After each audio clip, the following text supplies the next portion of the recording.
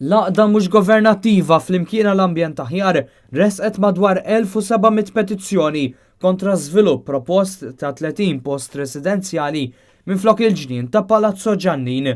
Din hija t-tieni applikazzjoni li saret fl-aħħar snin għal bini fl-istess post wara li applikazzjoni oħra fl-2004 kienet rifjutata mill-MEPA fl-2008.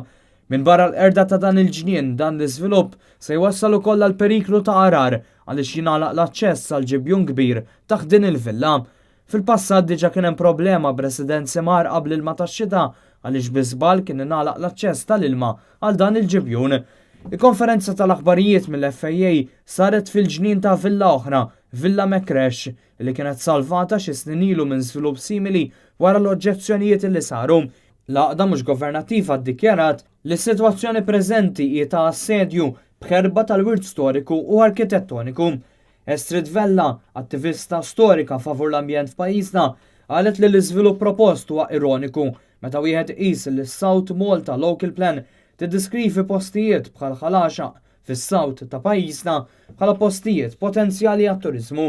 Iddikjarat ma' Net News li bħalissa għaddejja erda bla preċedent tal-ambjent f'pajjiżna. Nasbu li minn żmien il-gwerra ma rajniex erda simili propju bħalma qegħdin naraw illum. Għax il-permessi li huma ħerġin speċjalment fuq postijiet ta' wirt storiku, ta' wirt kulturali, affarijiet li qatt ma kellhom jinħarġu. Staqsejna għalhekk xi wassal lil periti li jresqu applikazzjonijiet li fuq il-karta jidhru li għandhom jiġu rifjutati.